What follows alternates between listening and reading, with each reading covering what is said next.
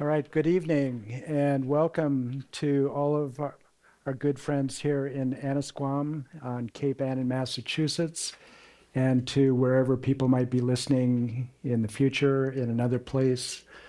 This is the first session of 6 on the 6 Bardos of Padmasambhava.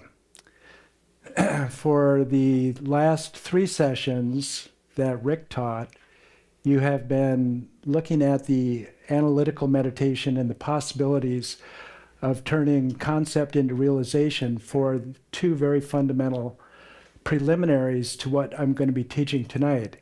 And that is that this human life is extremely precious, it's valuable and rare.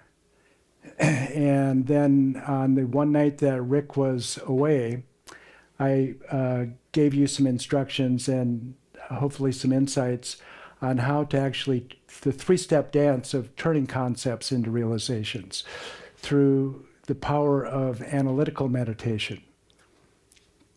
And so the first of those analytical meditations was on this precious human life and what the potential of it is. And then the last one that Rick taught was on the certainty of death and the uncertainty of its time. And so if you were really to grok those 2 concepts and turn them into realizations, your life and your practice and your spiritual aspirations would be entirely different. And if you take that step then to realize that your death is certain and you don't know when it is, the next logical question would be, what is death? And so tonight we are going to begin this consideration of what I think of as the greatest, most precise, most detailed explanation of an answer to that question, what is death? And the way that Padmasambhava and the Tibetans have approached this is to explain death within the context of the entire cycle of existence. So death not as something other than life, but as just a transition between life and something else. And so the 2,500 years of of Buddhist exploration has really turned into a contemplative science that investigates this question, what is death? How do I prepare for it? And what are the possible outcomes? And what is the potential of turning that into a transformative experience that will actually lead to liberation? So that is what we're going to be working with tonight. This is really an introduction to the 6 Bardos. And we'll be looking at this particular text that Padmasambhava transmitted to and his consort Yeshe Tsogyal transcribed in the 8th century. So about 1,300 years after the Buddha and the preliminary teachings on what happens through this entire cycle of existence, Padmasambhava then, who is revered really in Tibet as the second Buddha, really created an exponential explosion of the science of understanding and the practices available to realize what the nature of death is and how it relates to all the other cycles of existence. So the text that he transcribed or transferred to his consort, Yeshe Tsogyal, became known as and was discovered as the profound dharma of the natural liberation through contemplating the peaceful and wrathful. Stage of completion instructions on the 6 Bardos. And at the time that Padmasambhava transcribed, or this was transcribed by Yeshe Tsogyal, Padmasambhava thought that the world wasn't really ready for these teachings yet. So having taught these in the 8th century, he put them into a spiritual time capsule where they were concealed really from being revealed for another 600 years. And so these spiritual time capsules are actually a way that we have come to know many of Padmasambhava's teachings. So some of them, and these are called treasures or termas in Tibetan. And some of these were earth termas, meaning that these were actual physical texts that were written down, and then some copy of them was placed either in a cave or underground somewhere, or actually it said even inside boulders. Others were actually mind termas that were concealed or planted in the minds of his immediate disciples at the time that he was teaching. And then at some point, perhaps centuries later, could be many centuries later, the time was right for these mind termas to ripen in the mind of these disciples, and then they would teach these texts as if Padmasambhava himself were teaching these. And this was, in fact, still continuing and still is continuing, the discovery of these mind termas among Tibetans, right up until quite recently anyway, and probably even today. So the great lineage of the Dujam Tursar that was founded by Dujam Lingpa in the mid-1800s is one of those. He was a great treasure finder, and many of the teachings that I've been studying for 14 years with Lama Allen were these mind treasures that were transmitted or planted really as seeds in the mind of Dujam Lingpa when he was an immediate disciple.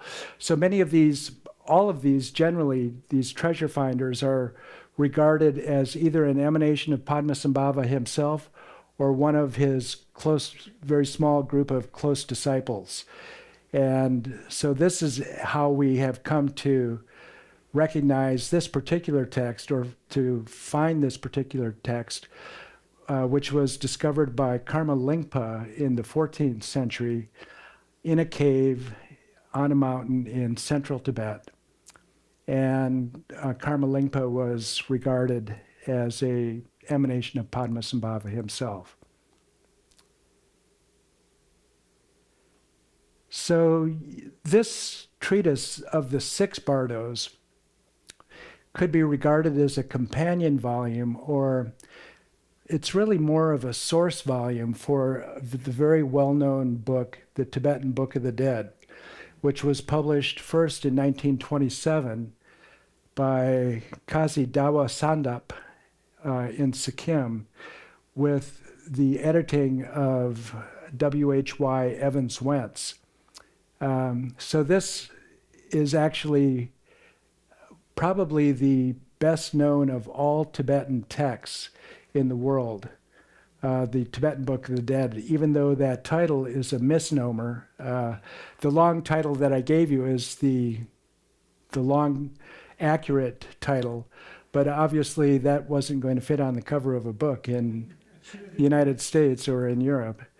And so it was titled the Tibetan Book of the Dead because a very popular book published just a couple of years before that was the Egyptian Book of the Dead, and was very popular among occult circles. And so it was thought that it could probably get some attention for this book with a title that was similar. But this book is really very popular and very well known. And in fact, it was the very first Tibetan book that I encountered when I was 18 and attempted to practice when I was a freshman in college. And perhaps not coincidentally, it was the first book also of Buddhism that Lama Allen encountered.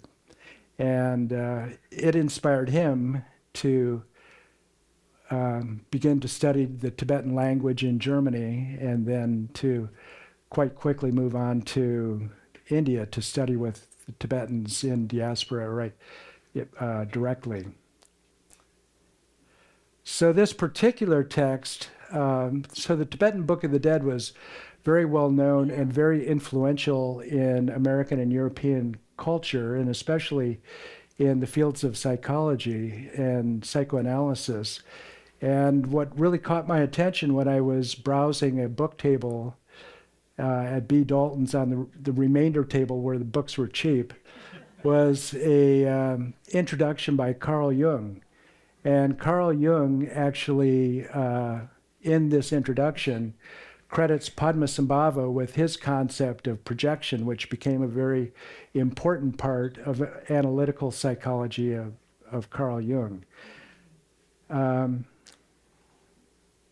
So this, unlike the Tibetan Book of the Dead, which is really an extraction of several chapters of the long book of Padmasambhava's 6 Bardos, the Tibetan Book of the Dead deals with 3 Bardos, just dying, and the Bardo of Dharmata, then, or the Bardo of reality, and the Bardo of becoming, what happens to you after death, before rebirth.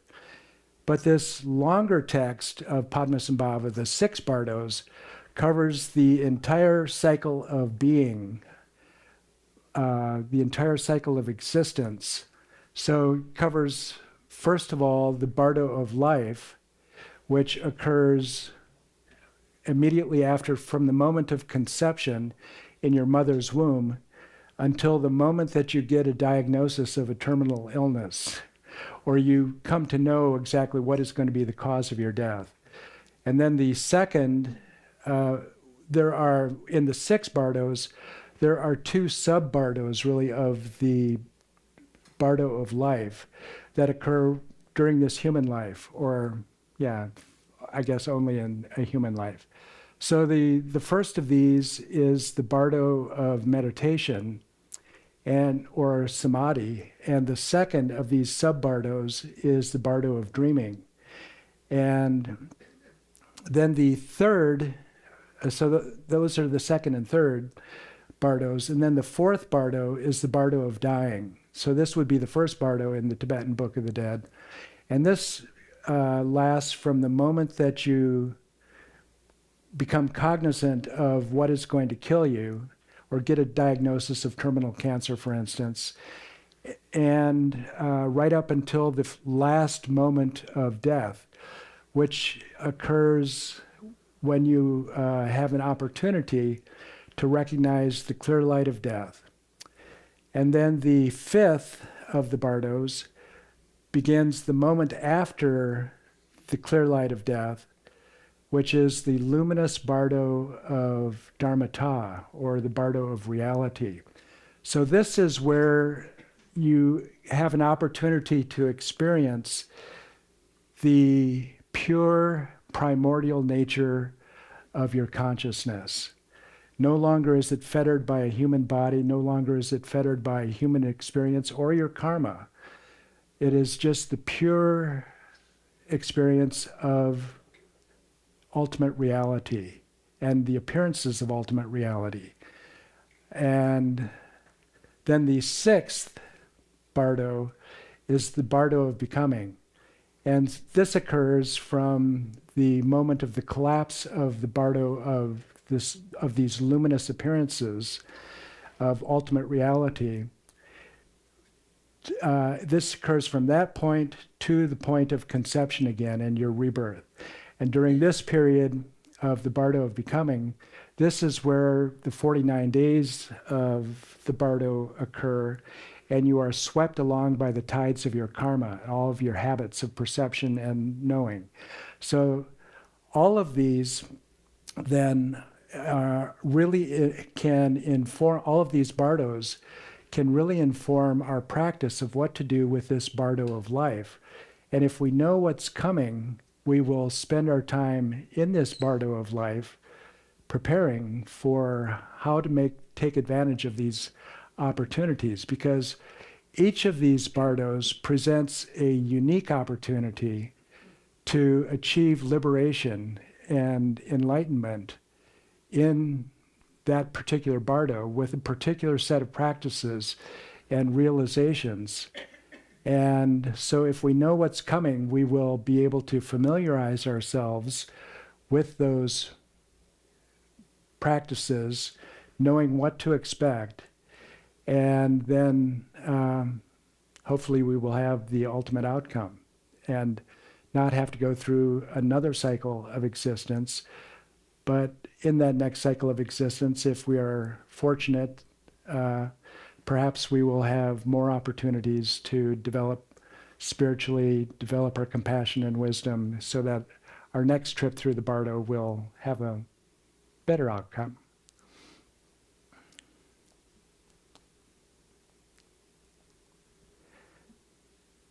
What attracts me, and I probably attracted Carl Jung also, are that these instructions of Padmasambhava are not theistic or even religious in nature.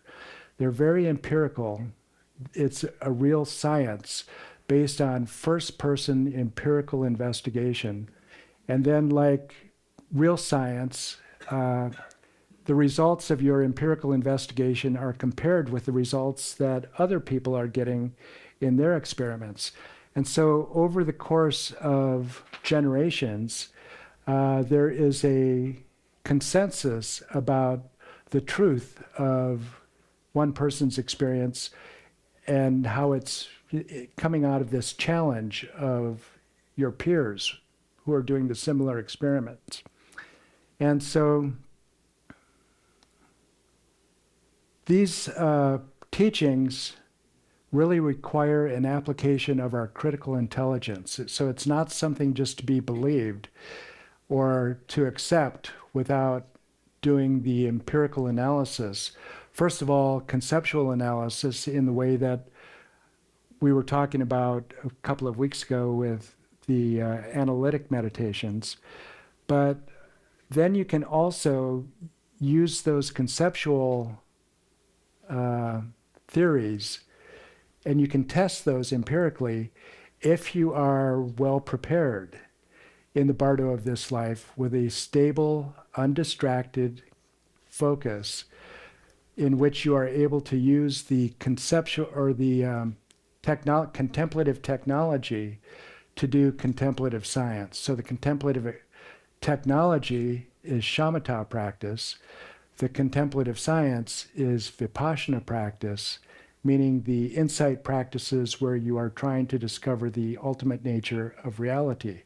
So these are the practices that Rick has been teaching you for the last year, as he described, in easing into meditation. This is the potential, if you actually apply the instructions that you've been hearing, that you will know exactly what to do, and you will be able to develop a confidence in this contemplative science of death, because you will have had some direct experience of what they're talking about in your meditation practice.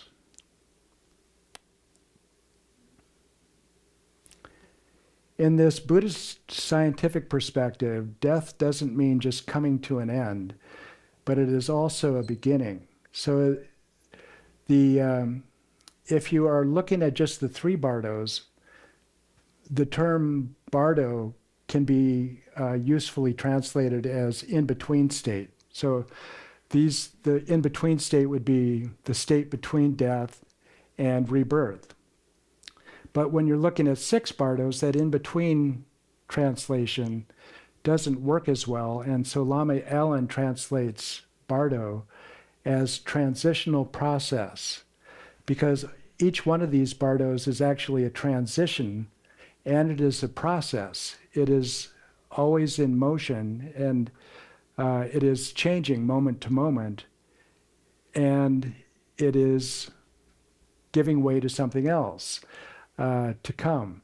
And so not only is there an ending of one Bardo, but the ending, even though we tend to, in our Western culture, think of death and life as two antithetical things.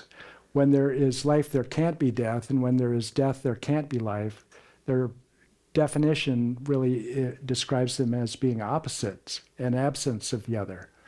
And in this theory and view of reality, death and life are intertwined And even in this bardo of life, we are continually experiencing moments of death or endings which allow for new beginnings. And far from this being a source of anxiety for us, this should be a source of great joy and great hope. Because if there were permanence in our mind, in who we were, and in all of the phenomena that we experience, if all of these were permanent, the universe would be stagnant. There wouldn't be any change. But because of impermanence, we have a chance to evolve our spiritual development and the way that we relate to all of our the phenomena and the appearances that we encounter in a more true fashion, and to see through the delusion that keeps us ensnared in the suffering of this realm of samsara. So it's important to recognize that not everyone who dies will experience the bardos in the same way, which is, I think, really important for probably half of you in this audience, because you probably think of yourselves more as Christian rather than Buddhists. And so why would a Christian or a Muslim or a Jew, for that matter, experience the bardos in the same way that a well-trained Buddhist would? So a trip through the bardos is really a trip through the nature of the mind. And so the nature of the mind in all human beings and all sentient beings really is the same. So the deep structures are the same. And so anybody who, when they die, will experience the overall path of these bardos. They will go through, have an opportunity to experience the clear light of death, then the nature, the appearances of the actual ultimate nature of the mind, and then their karma will take over again. But the appearances, especially once karma takes over again, will be our own individual appearances created by our habits of perception and experience during this life. So it's very important not to think of this in a, what you might say is a theistic way, meaning that all of because in the, especially the Bardo of Dharmata, there are countless references to gods and demons and wrathful beings that appear. And so the whole point of the instructions of Padmasambhava are to not take these as literal external deities that are going to appear to you, that are either going to invite you to enlightenment or terrify you, but that these are just projections of your own mind. And so this is how, especially that theory of projection, that everything that you're going to experience in the bardos is your own projection, is what then became the seminal inspiration for Carl Jung. So we will begin tonight with an introduction to the Bardo of Living. And then I'm going to mix up the presentation. And next week, I actually will be teaching the fourth Bardo, which is the Bardo of Dying. And so next week will be, if you know somebody who is dying or close to death, this will be very important for you to be able to understand all of the stages that occur in the dissolution of the subtle and coarse body and energies as we go through the process of dying, and then what happens right up through the last moments of consciousness and after you have been declared dead, and after consciousness departs from the body. Very detailed descriptions of what to expect about that and how you could actually counsel someone with advice while they are going through this process. And there are reasons that the departed would be able to hear you and take advantage of these advices that you are giving them, because as we will find out during that period, the Bardo being has a great deal of clarity about, it's said 7 times the degree of clarity of our ordinary waking consciousness. So it is a great opportunity, because of this extraordinary clarity in the Bardos, to make real spiritual progress in a very condensed form. So one of the most important uses of this Bardo of life is to prepare for the opportunities that death is going to present to us, to take advantage of this clarity when our minds are unencumbered by the 5 senses. And the key to smoothly negotiating all of these changes that are going to occur to us, that are going to be unfamiliar to us because we don't remember the last time that we died, the key to that is relaxation and familiarity. So the more that we can familiarize ourselves with the stages of death and what to expect and the appearances that could arise during this life, the more we're likely to be able to, just with great confidence, die peacefully in a relaxed way and be present and lucid during the process of death, and then remain lucid through the entire experience of all 6 Bardos. So this is the goal that of these teachings, and the promise really of the practice of these teachings, that this is what it can lead to, that confidence when you die, that you know exactly what is going to happen, and so you can relax and just surrender to the entire experience. But in my view, the important first step to being able to relax and to be able to familiarize yourself with the experiences that are likely to occur after you die are something that would never have occurred to Tibetans to emphasize in their teachings. And that is because we live in what the Tibetans would call a barbarian land. And the barbarian land is defined as one in which people there believe in naive realism. And naive realism is the physical or metaphysical position or philosophical position that the world exists out there independent of me with all of the qualities that I experience. And if that's the case, then my job as an unbiased investigative reporter, or your job as a scientist, or as a person trying to be happy, is just to experience the world with the least amount of delusion that you can, and see what's truly out there as accurately and as unbiasedly as you can.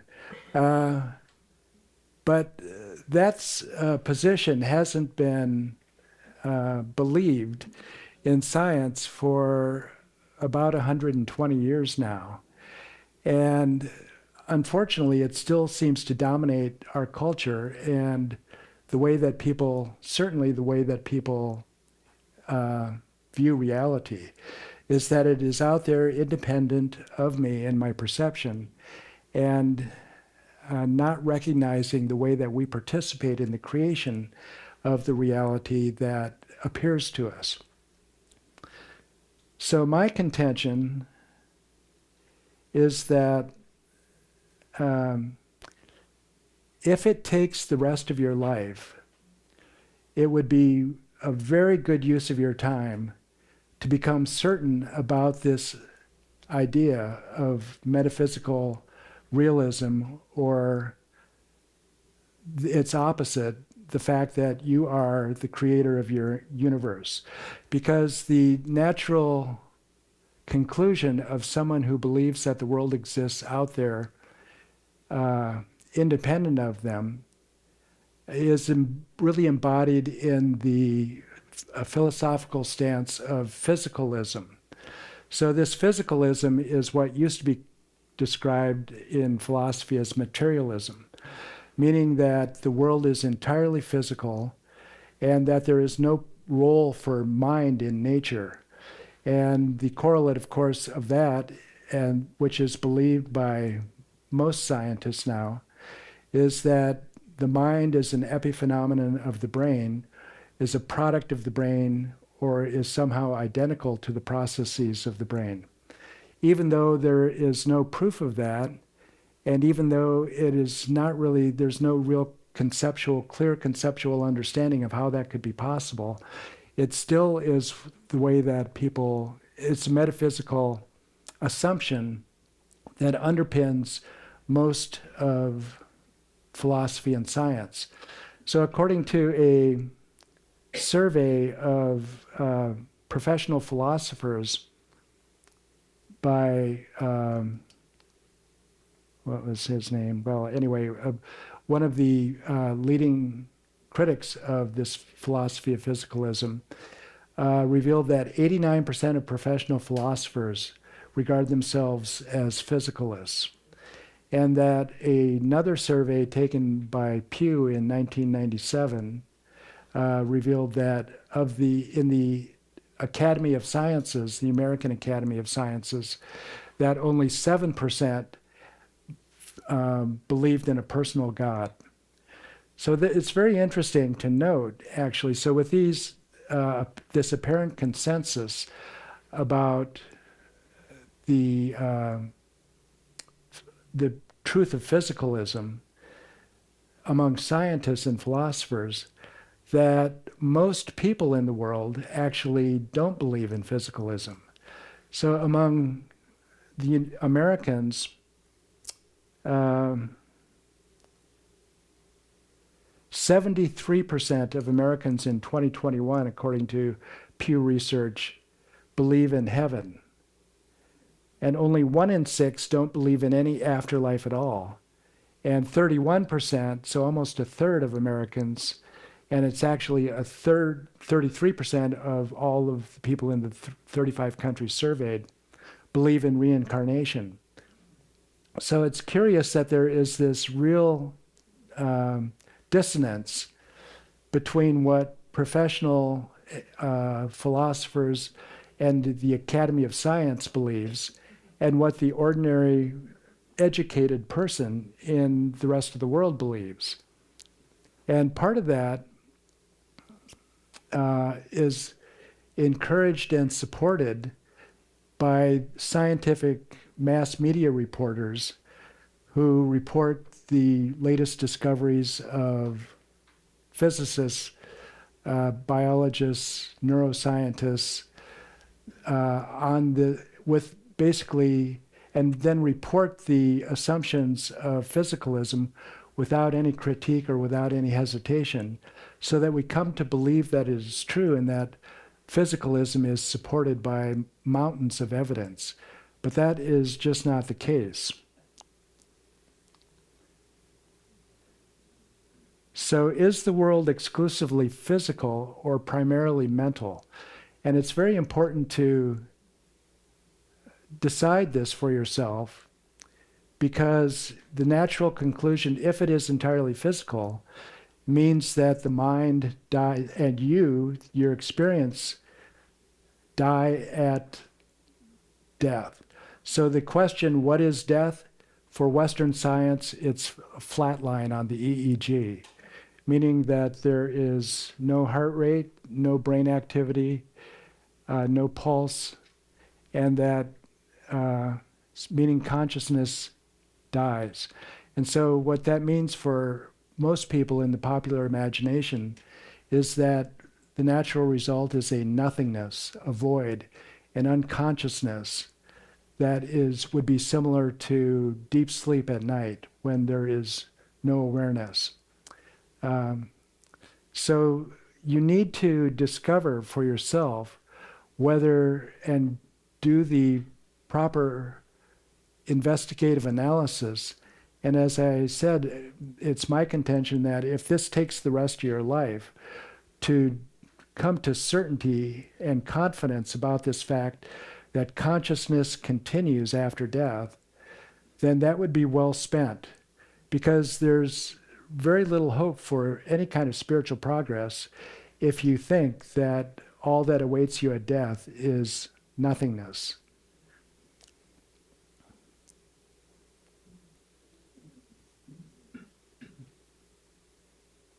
So it can seem like this is kind of a hopeless dilemma, with people believing, the general population believing one thing and science believing the other. And since Darwin, there has been a conceptual and philosophical battle between the secular humanists who cloak themselves with the mantle of a scientism based in physicalism, and religious traditionalists who take the revealed scriptures as being literally true. And so for the average educated person, it might seem like your only choice is between accepting the physicalist approach, which is really encapsulated by the evolutionary biologist Stephen Jay Gould. Evolution is purposeless, non-progressive, and materialistic. And that dehumanizing perspective, or, so on the one hand, it may seem that's one choice that you have, and the other choice being that you have to be subscribed to the theories of creationism, which say that the earth and its inhabitants and sentient beings were all created largely as they are now within the last 10,000 years. So if those were the only two choices that you had, then it's understandable why people would just quietly and politely choose not to argue with science, considering the alternative. And especially when it seems like science is really responsible for all of the technological wonders that are proven to us every day in our lives. So you might feel that if you subscribe to anything other than physicalism and pledge your allegiance to the scientific understanding of being, that you're going to have to surrender your iPhone or something like that. But luckily, there is a third way, which is gaining popularity now in both the circles of philosophy and science.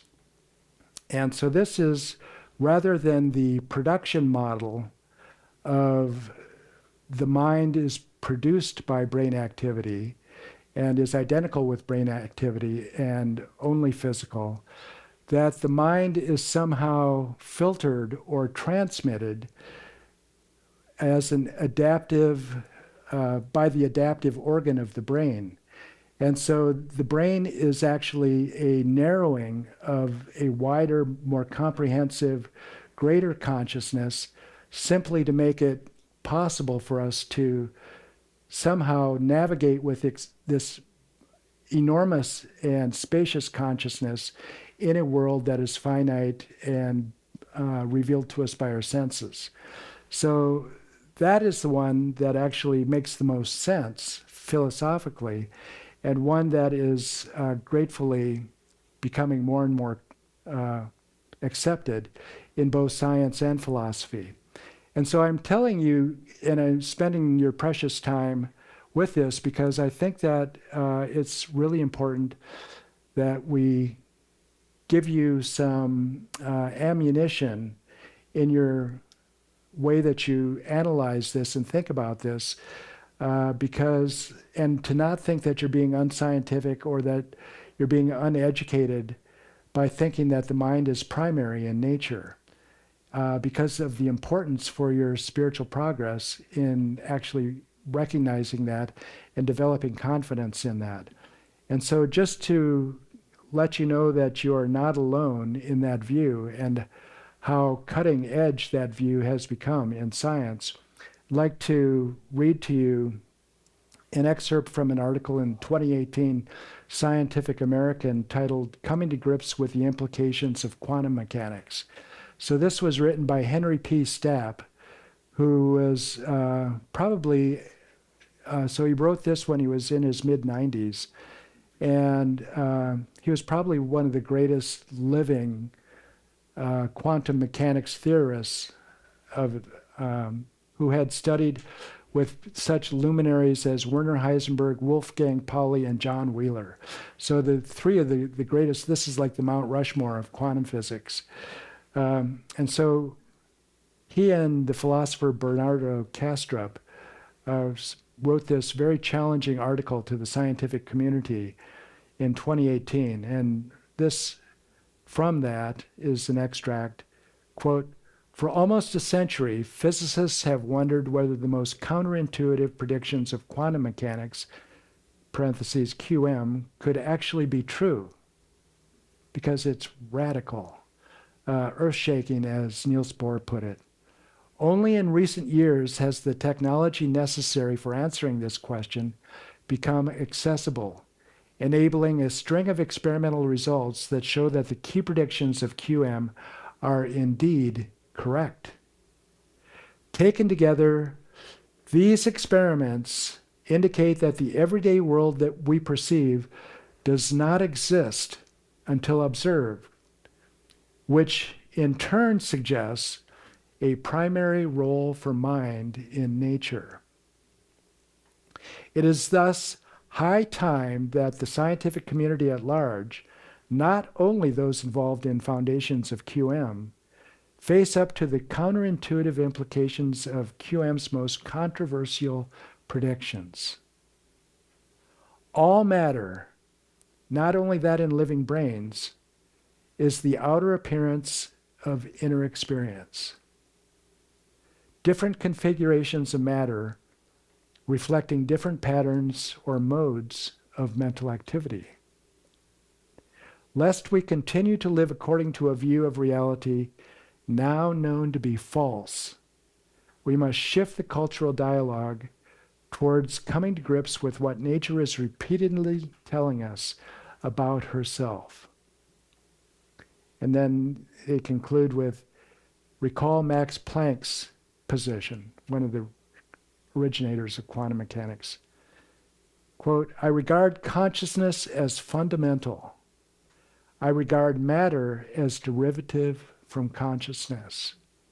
We cannot get behind consciousness." So if your friends think that you're being unscientific by believing that there is mind beyond death, or that mind is not actually primary, and they try to convince you that only the Illuminati would believe that or not Illuminati in the old sense, but enlightened, educated people believe that the mind is actually created by the brain, you can feel good about not having to agree with them.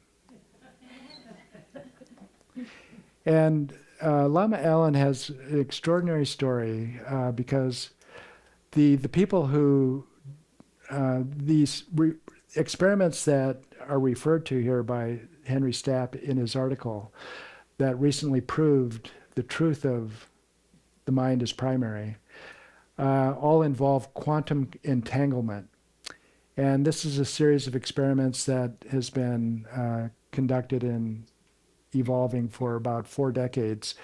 But in 2022, that is, the principal investigators were awarded the Nobel Prize for their discoveries.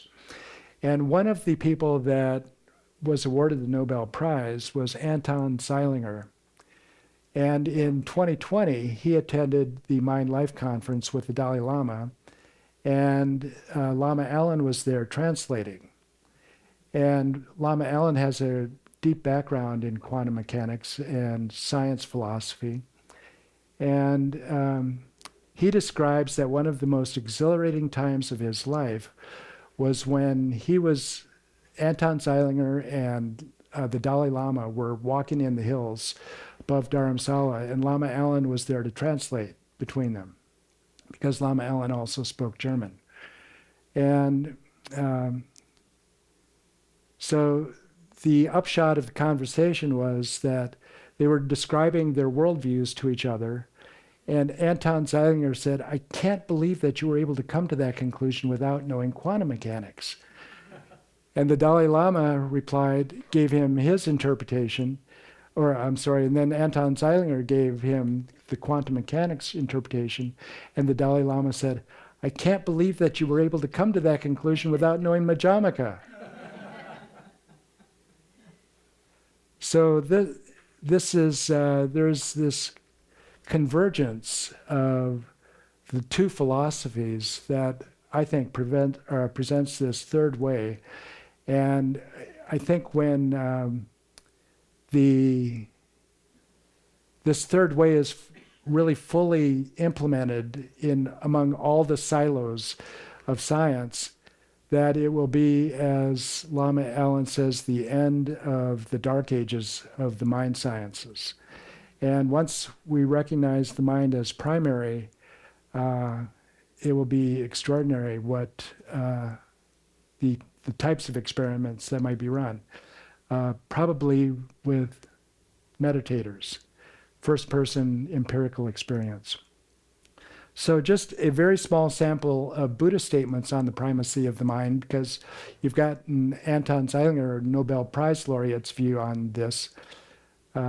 So just a very small sampling. I mean, we could spend months and months and months just reciting over the millions of citations possible. But in the Sambuddha Tantra, it is said, all inner and outer entities have been designated by the mind. Apart from the mind itself, they do not exist elsewhere. Sounds like QM. Also, Lord Shwaripa said, all phenomena are one's own mind. Apart from the mind, there is not even an atom of any other phenomenon. And then it continues, if this is so, how is it that external graspable objects, such as forms and sounds, appear as concrete things? Good question, right? The mind, not being aware of its own natural state, since beginningless time has been perceiving oneself and other as a duality. Fixated on duality, conceptual thought builds up habitual patterns through which, in the diluted state, phenomena appear as external.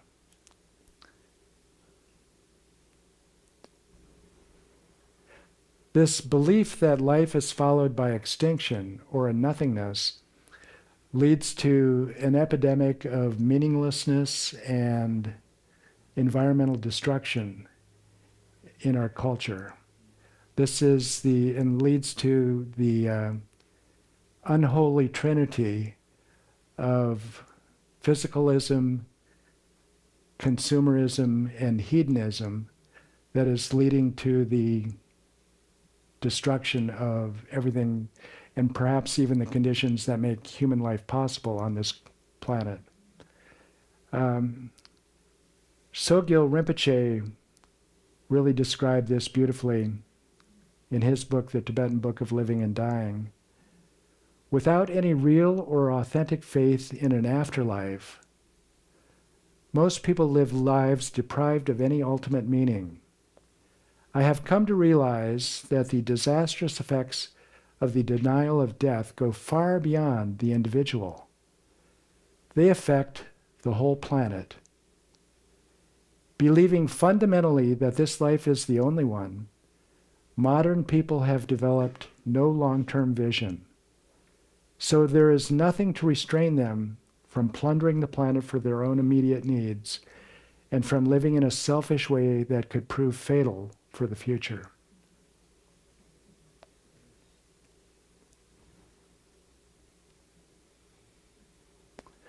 In this Bardo of Living, according to the spiritual insights of Buddhism, the way to have a meaningful death and to take advantage of it, of the unique possibilities of death, are by living well and knowing how to practice in this Bardo of Living.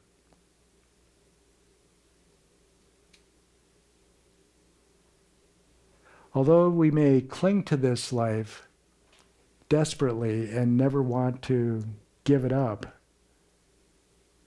beyond death there is mind.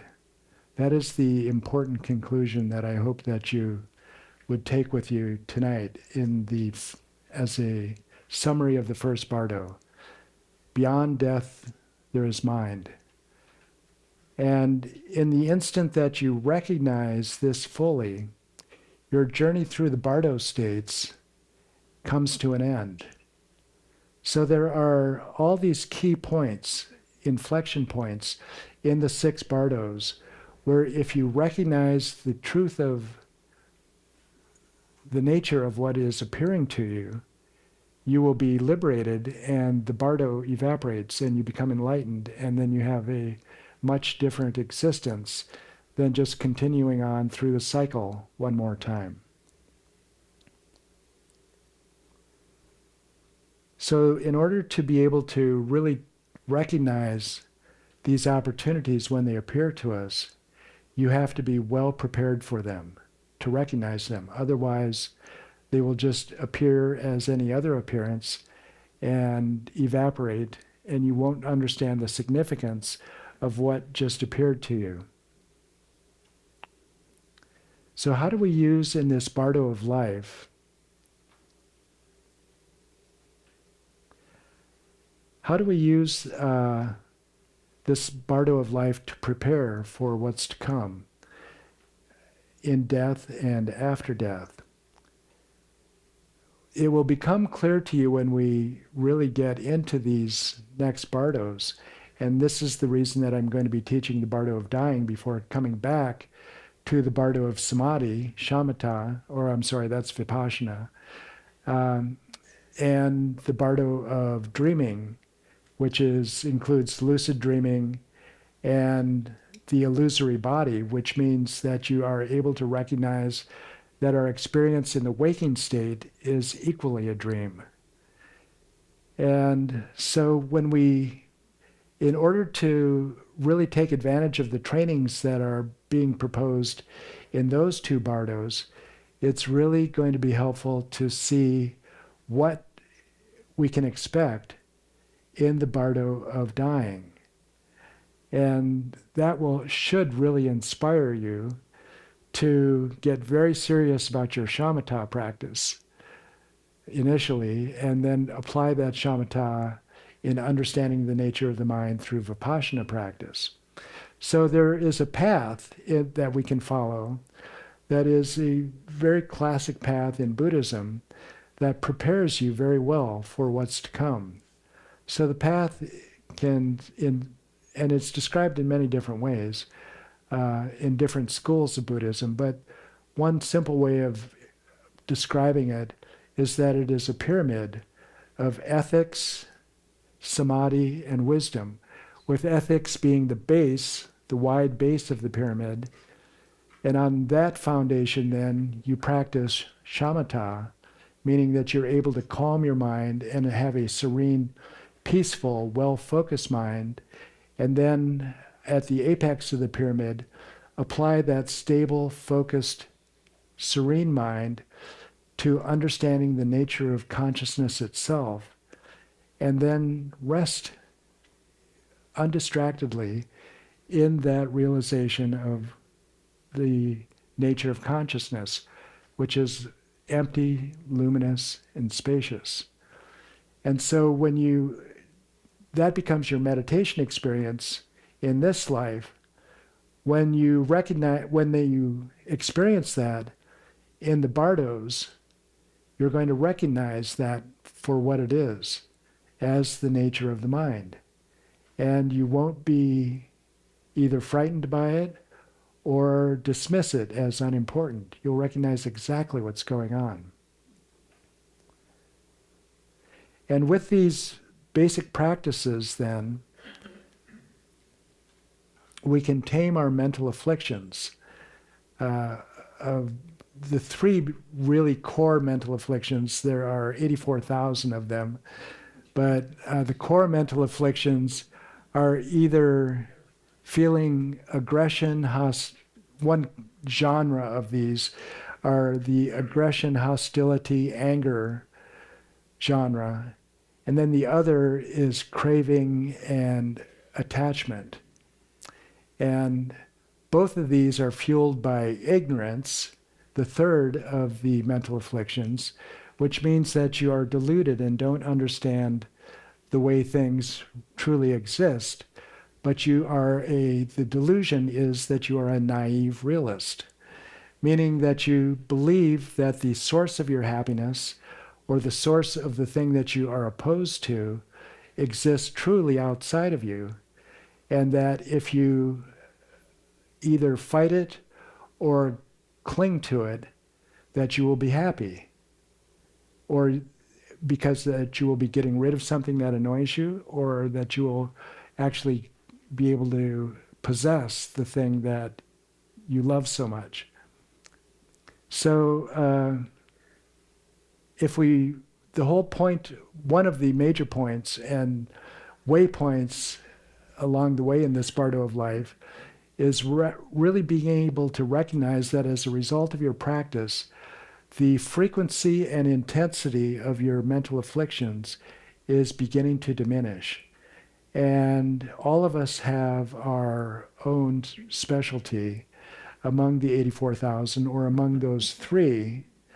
But so we should really focus on that. You apply our wisdom and our serenity to working on really reducing the frequency and intensity of those mental afflictions by understanding that these are just appearances that are projected by my own mind. And the texts actually, especially Gyatso Rinpoche's teachings, and I forgot to mention the transmission of these teachings to me. So I mentioned that I read the book, Tibetan Book of the Dead, when I was when I was 18. But for a long time, the Tibetan Book of the Dead and two different translations of it were the only thing that was really available. And then in 1995, Gyatso Rinpoche, Lama Allen's main Dzogchen teacher in the Bay Area of California, did a long series of teachings that Lama Allen translated and on the 6 Bardos. And then they worked very closely on the translation of both the text and the commentary. And then that was published as a book, Natural Liberation. This was the first 2-month retreat that I did with Lama Allen in 2014, was on the 6 Bardos. And then we spent the next 10 years really unpacking that with teachings from Dujam Lingpa. And then more recently, I had a transmission from a great Bhutanese Lama, Drupan Lama Karma, on the Tibetan Book of the Dead. So especially in Gyatso Rinpoche's commentary on the 6 Bardos, for the Bardo of Life, he really emphasizes this, the potential of what is called the 4 thoughts that turn the mind, or as Lama Allen likes to translate it now, the 4 revolutions in outlook. And these are found in especially in all of the teachings of Dujam Lingpa and Dzogchen in general. But the ones that are dear to my heart, the phrasing of them that is really dear to me, are found in the preliminaries, which were part of a terma that was a mind terma discovered by Dujam Lingpa in the late 1800s. And so the first of these 4 thoughts that turn the mind is: having leisure to practice without impediment is an opportunity extremely difficult to find. May I make this human life meaningful and take hold of its very essence. Sound familiar? Yeah, so this is your precious human life and the potential for it. And here it is really, especially the leisure to practice without impediment is really emphasized. And what a great fortune that is to be able to do that, to not be starving, to not be avoiding bombs, or any other, the great violence that dominates so much of the world, to be free of that. Another is, so the second thought that turns the mind then is the appearances of this life are merely an episode in a dream. May I remember its impermanence and recall death from my heart. So here in this preliminary emphasizes the impermanence, that it is impermanent like a dream, meaning that it ends and evaporates and you forget about it. But in a few weeks we will get into dream yoga, and then you will really understand a new way of understanding how the appearances of this life are merely an episode in a dream. They're not like a dream, they are a dream. And then the third of the four thoughts that turn the mind is stated as the three realms are but the nature of suffering, cycling round and round. May I sever from their root the tendrils of stubborn attachment. And then the fourth is the ripening of virtuous and sinful deeds will never fail. May I know what to do and what not to do and have the ability to act accordingly. So that's an explanation of karma and the infallibility of karma and why we should be so concerned with our conduct, our behavior, and it really powers our ethics, the ethics being a laboratory in the world of how we express our worldview. So a very important question to understand and to try to answer in this life is, what is the source of suffering? And it's very instructive to look at this third of the four thoughts that turn the mind. The three realms are but the nature of suffering, cycling round and round. Statement of fact. It's proposing that as just an assertion. The three realms are but the nature of suffering. And then it proposes the antidote to that suffering. May I sever from their root the tendrils of stubborn attachment. So it's very critical to understand that somehow it's being linked here. Attachment is the source of suffering. And you will see when we get to the Bardo of Dying, the advice of many of the great lamas, including Atisha, for what is most important when you're giving instructions to the dying is that to remind them they should give up all attachment. So that is attachment to their possessions, because they can't take those with them, their loved ones, because they can't accompany them either, but also their personal identities, without clinging with attachment to that. And if you do cling to that, you will see, when we get into the later Bardos, how important that is as a cause of suffering, wanting to be the person that you remember yourself to be, and clinging to that. And so to surrender that, because you have become familiar with a state in which there was no identity in your shamatha meditation, you're going to be familiar with and welcome that experience.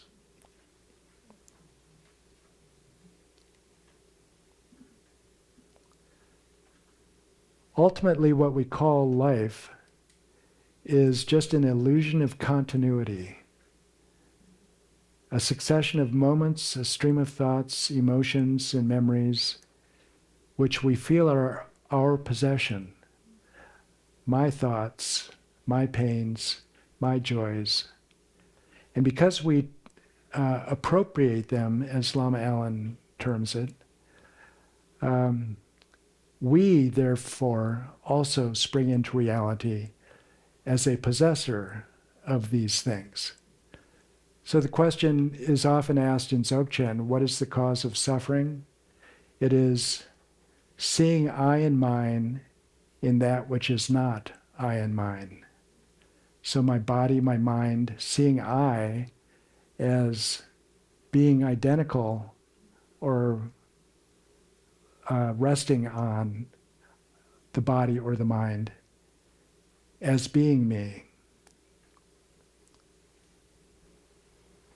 But when we really examine it, especially with the Vipassana practices that we will be doing in a couple of weeks, we discover that the continuity that we view is illusory and dreamlike. It is not a continuous or substantial reality. It is just this string of single moments which dissolve again and arise again like a wave on the ocean.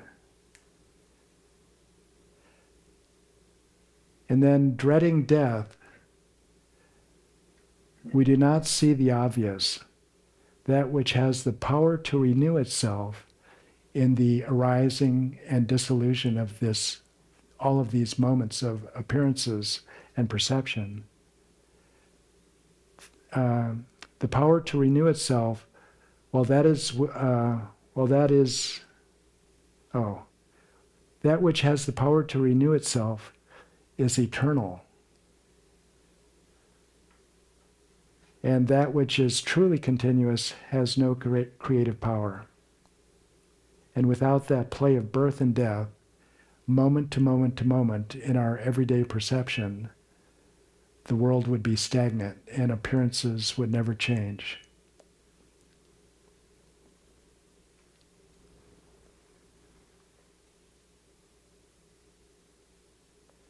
And this is really beautifully summarized in another practice that is part of the everyday advice for Buddhists in the Bardo of Living, and that is refuge and bodhicitta.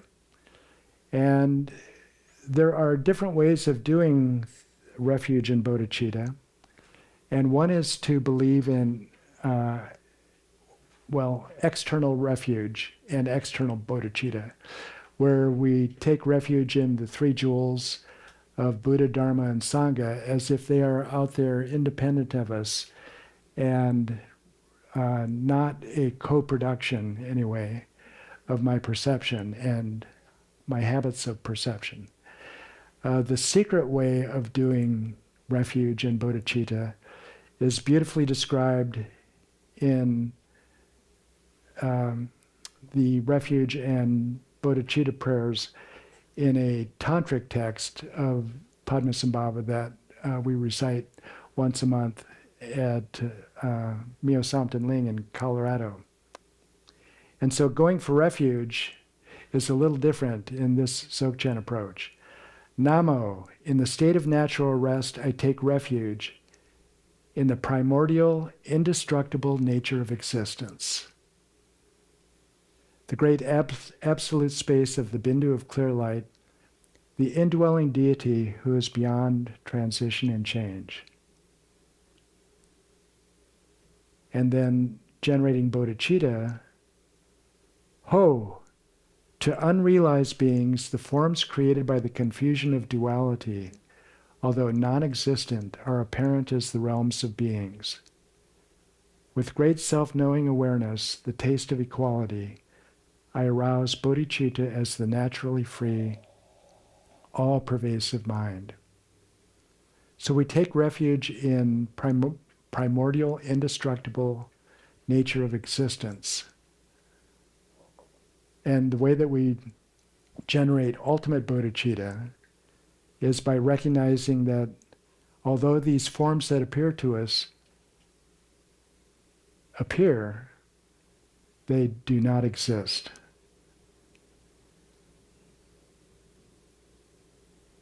And this is how we prepare ourselves. Those basic attitudes are how we prepare ourselves in the Bardo of life for what's to come in death and later as mind continues.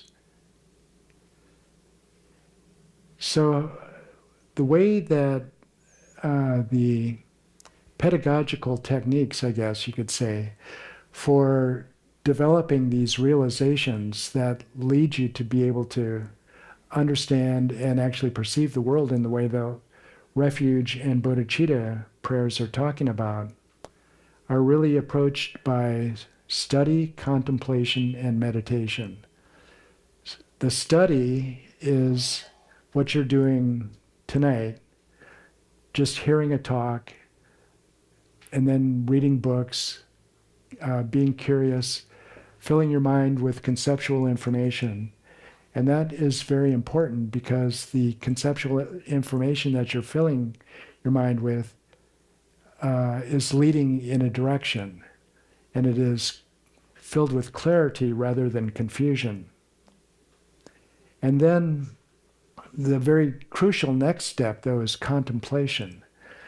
So you have to really reflect deeply and personally on what the wisdom is that you've been studying, and then debate with yourself in the way that we talked about of analytic meditation. So that is how you turn the concepts into realizations with this second step of contemplation, but it is still conceptual. And the third step then is meditation. And this is where you rest your mind. First of all, you still your mind so that it is undistracted and a proper tool, really, for investigation. And then you rest in the nature of mind itself.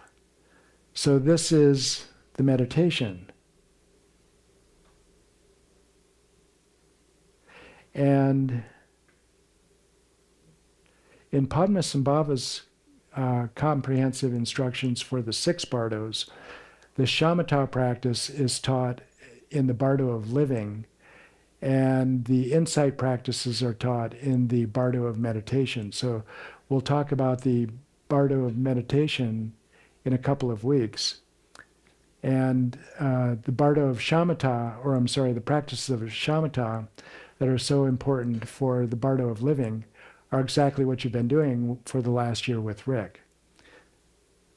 And if you really are able to apply and develop your practice of shamatha, then you can have a direct experience of substrate consciousness as your mind settles deeper and deeper into non-conceptuality. And your experience of this substrate consciousness, which is the structure of consciousness that is pre-human, it's unconfigured, and this is what actually transfers from lifetime to lifetime. So if you achieve shamatha, or even have glimpses of it, you're glimpsing this deep structure of consciousness, the substrate consciousness, that is going to await you in an unveiled state later in the Bardos. And so this is how you really become familiar with what's to come by practicing exactly what you have been studying for the last year here. This is really the larger context for shamatha as a preparation for the potential for liberation in the Bardos to come.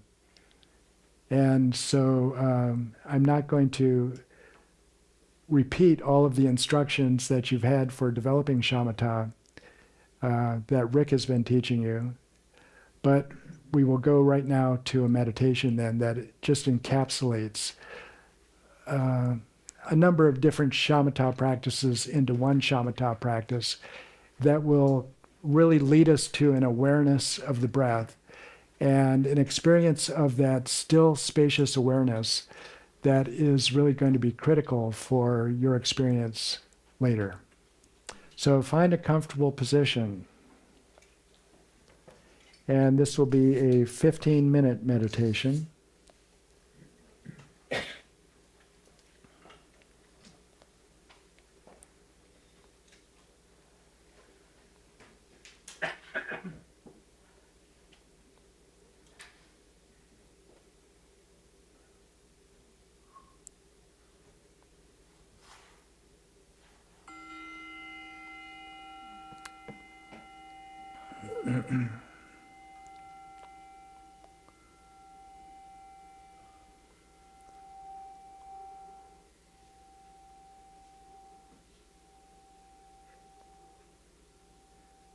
Padmasambhava advises that the way to start every meditation is by settling the body, speech, and mind in their natural states.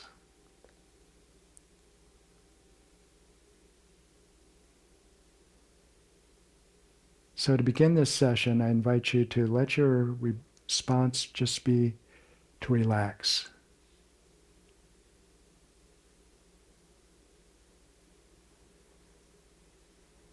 Your awareness has been up in your head, listening and attending to these words I've been speaking. Now bring your awareness down to your body.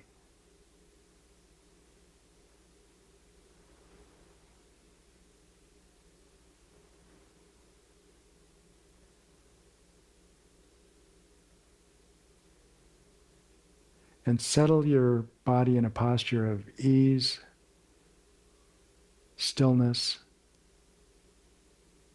and vigilance.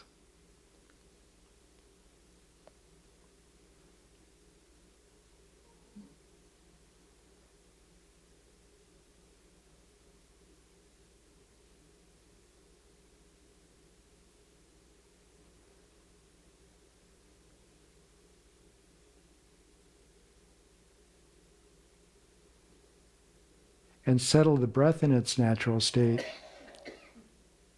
by giving up all control of the breath.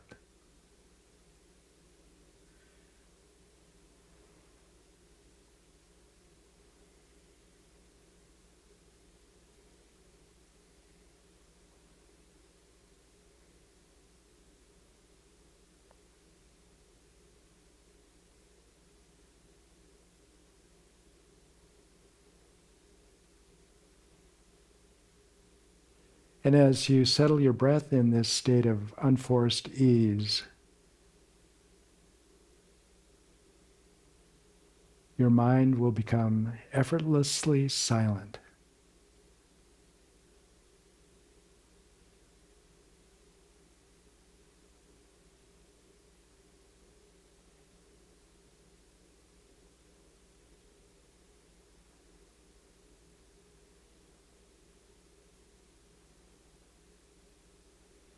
Each in-breath and out-breath is a transitional process, a bardo. Breathe all the way out, and before the in-breath begins, there is a gap. Let your mind rest in that gap.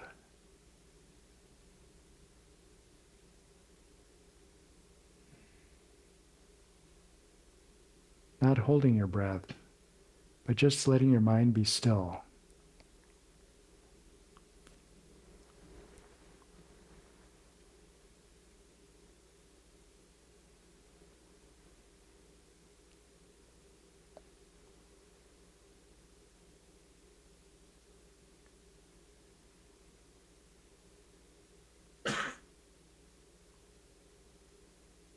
And this will lead naturally to settling the mind in its natural state.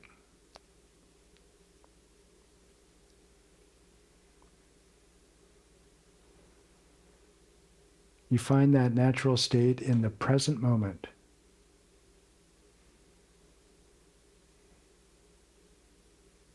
Surrendering the impulse to go back to the past or to anticipate the future.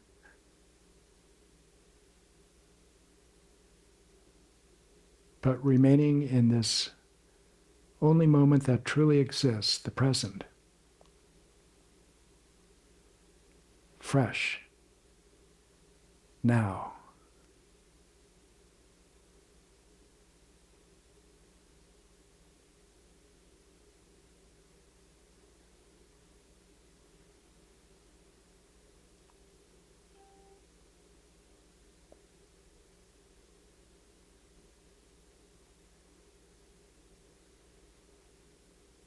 And as you are resting in this present moment,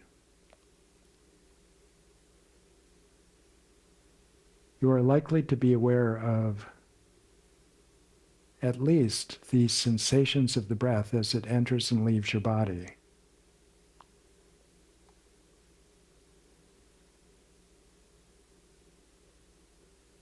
without really directing your attention to the tactile sensations at the nostrils or the abdomen. Just know the rhythm of the breath.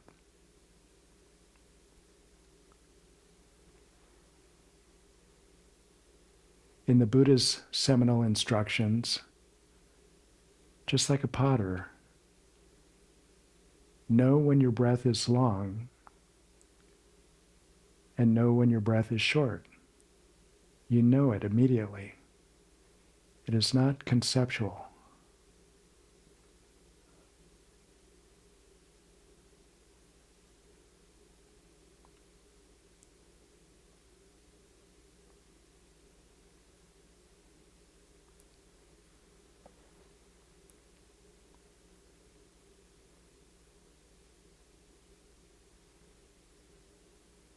And as you are knowing the rhythm of the breath,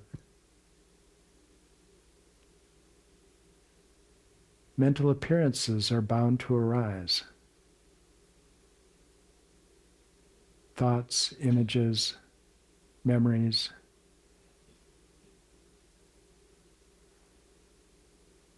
Some as fragments, some as compelling stories.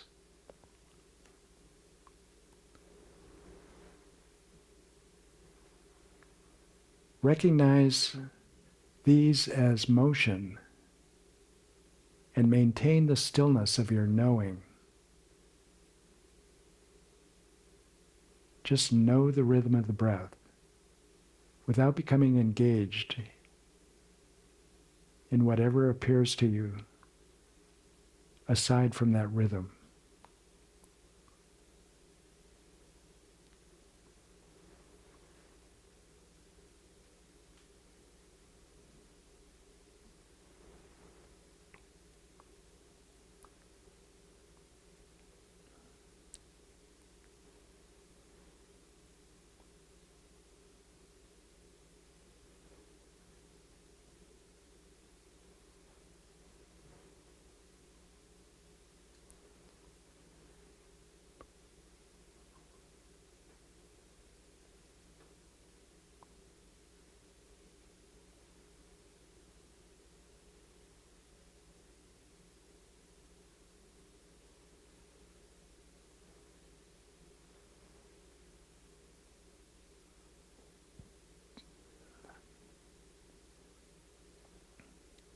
After some time of simply knowing the rhythm of the breath, immediately in the present moment, this rhythm may settle into a very short, shallow rhythm.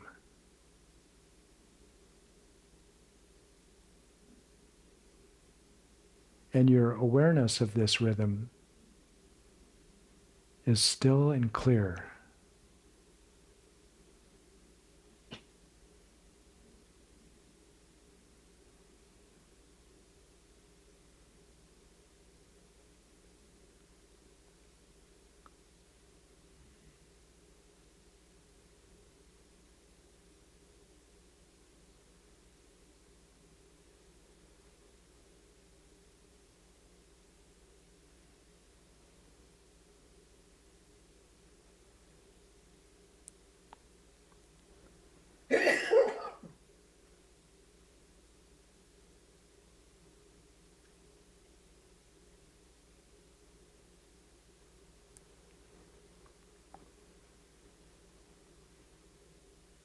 When you reach this short, shallow, stable rhythm,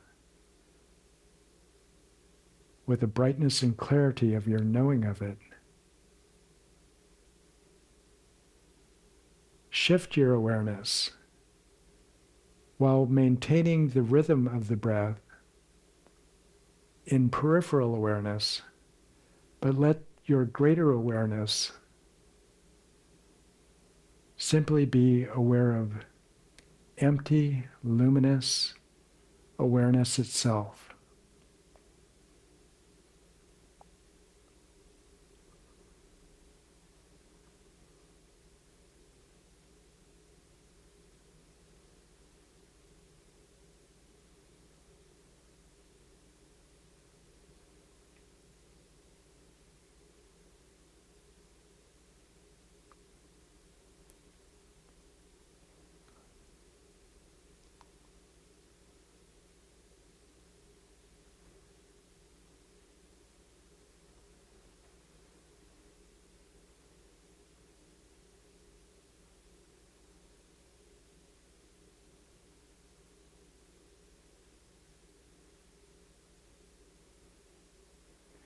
As you rest in this awareness of awareness,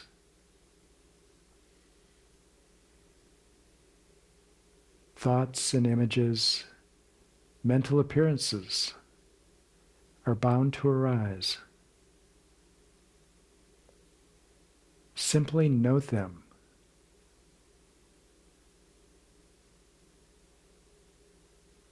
And if you note them immediately as soon as they appear,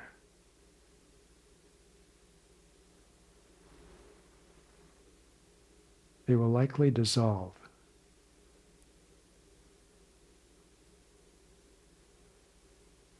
Back into the spacious consciousness from which they arose.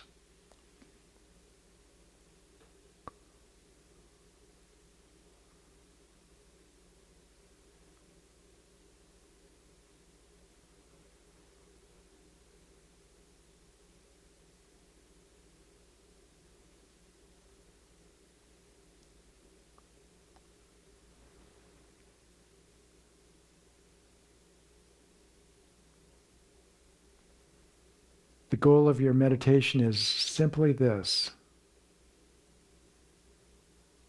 Rest your awareness in its own nature,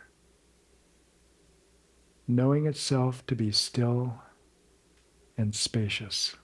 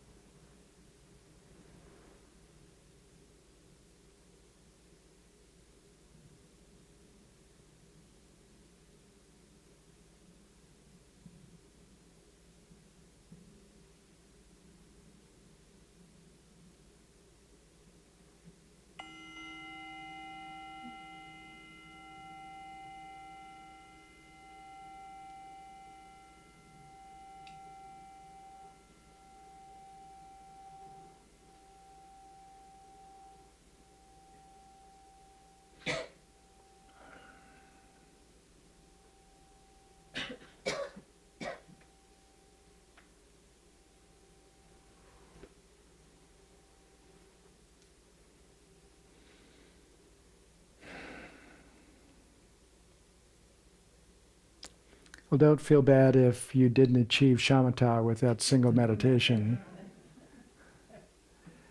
I just spent the last year in retreat doing variations of that meditation, and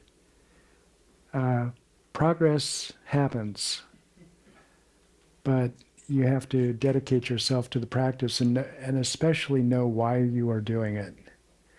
And if you have a big, powerful motivation, like becoming enlightened so that you can really benefit other beings who are suffering, then you'll be highly motivated and your practice will have great meaning. Thank you all for coming, and Thank you. I hope that it has been a meaningful hour and a half. I noticed on the sign outside that it said the session lasted an hour and 15 minutes. But if you could, and there are no objections, if we could just plan for an hour and a half. There's so much material to cover, and yeah, okay, good. And I believe, Rick, you are prepared with the microphone for questions, is that right? So I understand if you need to leave, because I've kept you already over. But if there are any questions, I'd be happy to stay to answer them.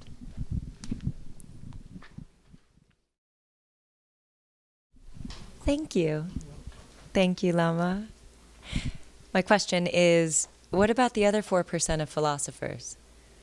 I heard 89% are physicalists, 7% believe in their personal gods. Are the other 4% Buddhists? Well, they would not necessarily be Buddhists, because they could be follow Alfred North Whitehead, for instance, and many of the philosophers from earlier in the century. So this idea that consciousness, so anybody who subscribes to the idea that consciousness is primary, so they wouldn't necessarily have to be Buddhist to believe that. They could be an atheist and believe that consciousness is primary. And this idea of the transmission model of the relationship between mind and body, because this is what we're trying to answer. What is the relationship between mind and body? Is the mind entirely created by the physical processes of the brain? Or is the mind somehow primary? And as quantum mechanics is telling us now, that mind actually is responsible for matter, creation of matter. So if you believe that, you don't have to be a Buddhist to recognize that mind can be primary. And in fact, this idea that the mind is actually a vast consciousness that is transmitted and funneled and channeled by this organ of the brain in order to be adapted to our life on this earth.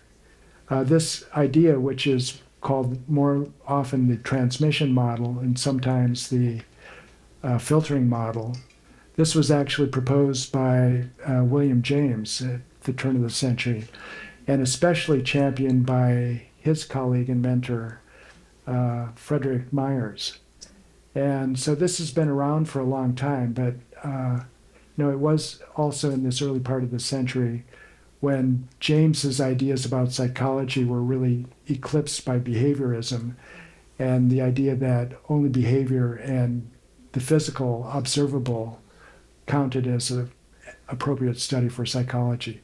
So anybody who believes, and I think the number of people that are believing this now or subscribing to this idea that mind is primary is growing really quickly. And we're going to see the tipping point quickly also. And if you really want to feel like you're not alone and that there are many great minds subscribing to this idea that mind is primary and overtly challenging their colleagues who are physicalists, check out the website Essentia Foundation, ESSENTIA Foundation.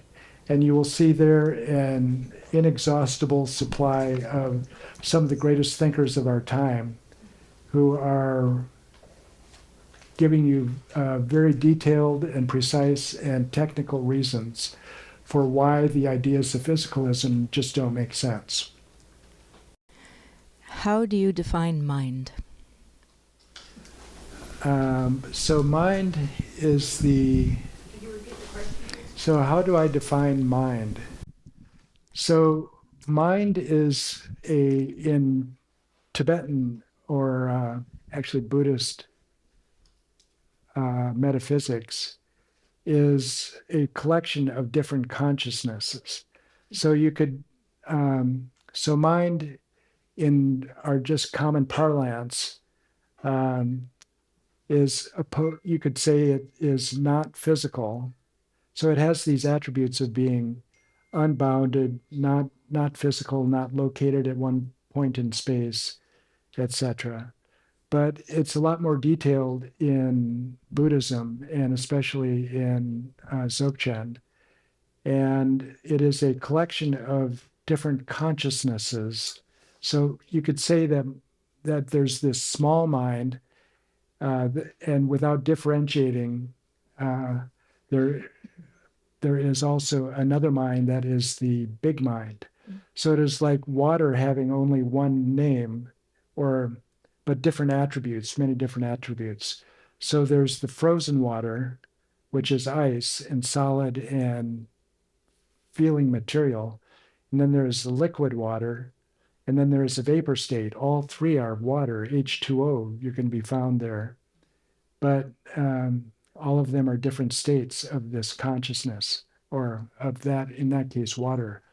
So there is the afflicted mind that is deluded by afflictive mentation. So that is on the downstream side of substrate consciousness. And then there is the consciousness, which is substrate and substrate consciousness. So that is also mind. And then there is mind, which is pristine awareness, which is the pure primordial, undifferentiated, non-local, spacious, pure consciousness that is at the root of what we call Buddha nature in Dzogchen, and is at the core of who you are. And the difference between me and a Buddha, it is said, is that I believe I am a sentient being and have the mind of a sentient being, and the Buddha knows who they are. So there are many different minds, and so it's very helpful to distinguish in Dzogchen with the kind of precision that you can distinguish different crystals of snow. Thank you. So there is no starting point then for this mind. No, so so mind, depending on this mind you're talking about. So the question or the comment from what Rick was, so there's no starting point for this mind. So there is a starting point for the samsaric mind. And the deep mind, the Buddha nature, the mind of pristine awareness, is said to be and can be experienced to be primordial and never ending. So this is exactly why consciousness can transcend the death of this human body. Yeah. Elizabeth, you had a question? Yeah, I want to thank you so much for bringing us back to all of this. It's my great pleasure, Elizabeth. Thank you.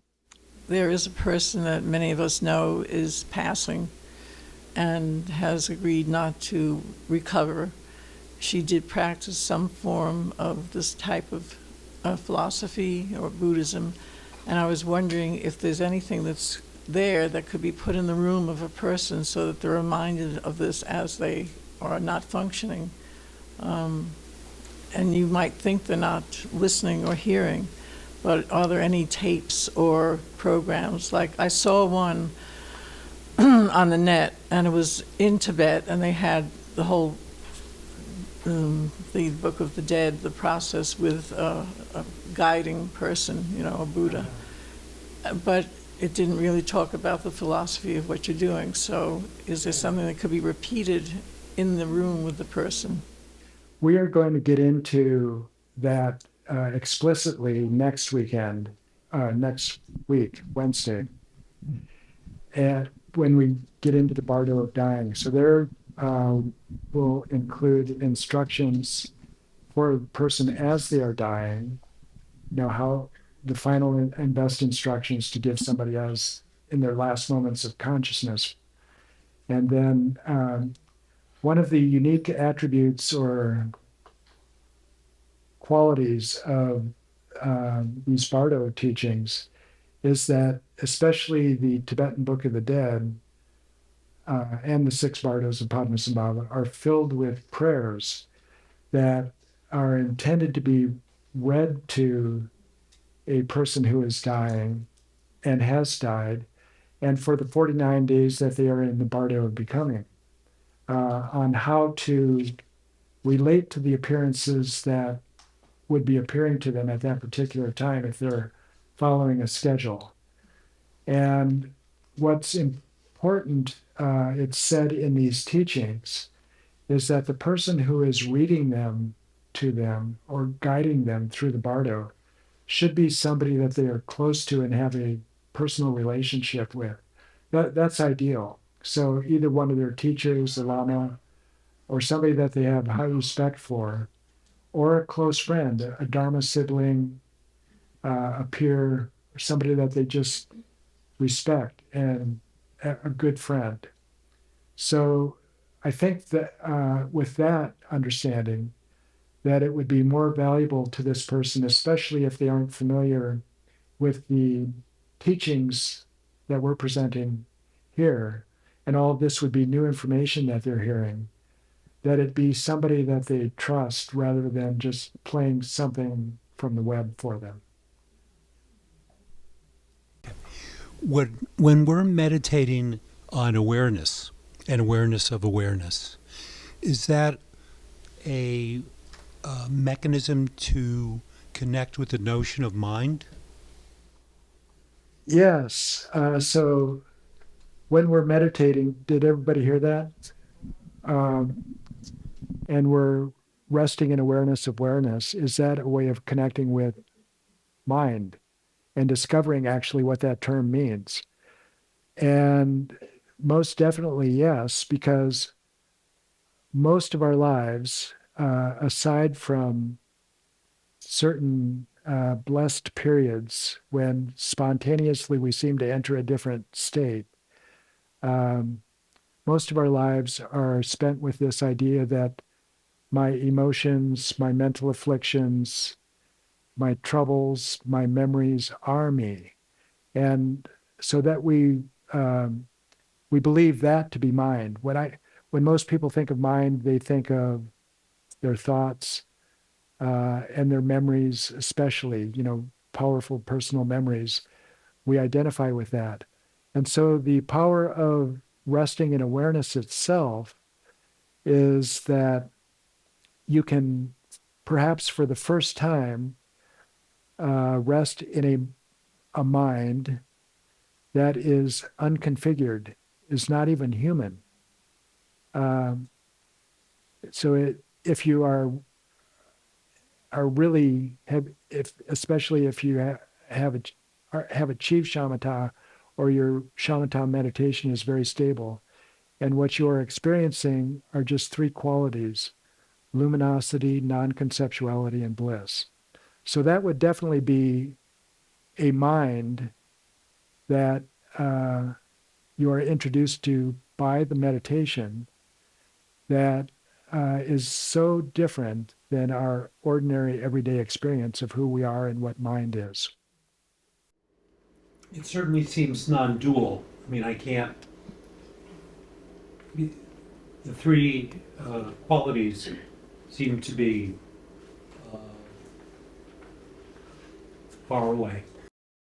But a sense of non-duality does seem to that I can experience. Exactly. Yeah. Yeah. So did you hear that? That there's a sense of non-duality when Brent is resting in this mind that is different than the ordinary everyday mind, and has at least glimpses of non-conceptuality, luminosity, and bliss. And those are so important because it's like the sun here on the East Coast, or on Cape Ann especially this summer, compared with the sun in Colorado. So at 8,000 feet in the high desert, the sun is there all the time. But here, you might, today, for instance, let's just say, the sun is there for a brief moment and then the clouds obscure it again. But is it the sun? It is. It's not less of a sun just because it's present for a moment. So these glimpses that we get of substrate consciousness are genuine, they're true, they're real, and very transformative, have the potential to be transformative. And then in retreats, some of you may remember, because I know a lot of you have been in a lot of retreats that I've done, we have talked about the architectural structure of samsara, and how at the very top is substrate. Then there is a karmic movement of winds, and it produces the luminosity and self-awareness of substrate consciousness. So that's the unconfigured, even non-human mind that we share with all sentient beings. And then below that, immediately below substrate consciousness, in this devolution rather than evolution of consciousness, because it's devolving into a samsaric mind, below that is afflictive mentation. And so that is where duality comes into life and takes birth and form. And so then everything, all of the conceptual minds below that are all conditioned by this duality of the afflictive mentation. So that's when you're resting in substrate consciousness, which is upstream from that, you are resting in non-duality.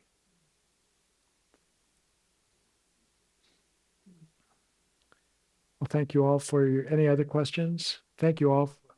Yeah. Question here. One Okay, more. and I think we should wrap it up and give the church back to the church. If I remember correctly, Thich Nhat Hanh speaks of birth and death as these sacred gateways, or this sort of game of hide and seek. And they're sacred gateways that we walk through, that there really is no birth and death.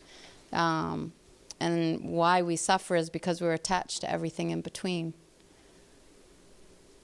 So where does that play in all of this sort of idea? Well, I think that, so birth and death are not things, as in inherent states that are entirely separate from each other. Because there are, the one thing that all of these states have in mind, all of the Bardos, is the continuation of awareness. Mm-hmm. And in this awareness, there are appearances. The mind is radiant and active, meaning that it is continuing to display appearances. And the way that we relate to those appearances as being either self-existently true or being just productions of my own, or in Dzogchen, it would be said the radiance of pristine awareness, seeing all appearances as radiance of pristine awareness. That would be the gateway to liberation. Mm-hmm. And other systems that have other configurations, it's hard for me to comment on without knowing anything about them. Thanks.